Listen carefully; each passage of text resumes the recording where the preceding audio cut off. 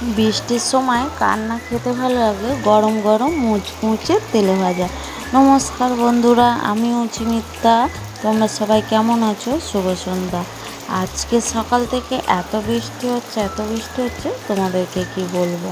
আর এই সময় ছাতা করছিলাম, মেয়ে এসে বলল, মা চলো গরম গরম কিছু একটা করে খাওয়া হোক। তাই তাই সব কিছু ফেলে রেখে দিয়ে উঠে পড়লাম রান্নাঘরের উদ্দেশ্যে। সেখানে গিয়ে 4টে ডিম, কিছুটা আলু সিদ্ধ করে নিয়েছি, নিয়ে টমেটো, পেঁয়াজ, কাঁচা লঙ্কা সব কুচিয়ে নিয়েছিলাম, নিয়ে সব দিয়ে দিলাম।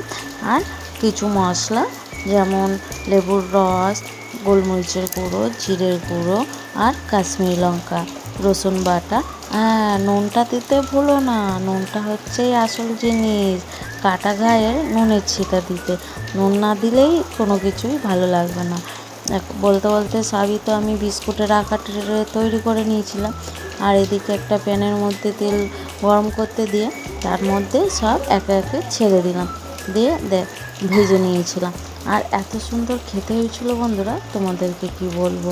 বাদবাকি যা ছিল তাতে সব ভেজেই নিলাম, নিয়ে একটা প্লেটের মধ্যে সাজিয়ে সস দিয়ে মেয়ে আর মা মিলে খেয়ে নিলাম। কি সুন্দর হয়েছে, এত স্বাদ, তোমাদের কি বলবো। আর এখনও যে বৃষ্টি হচ্ছে, দেখো কত জোর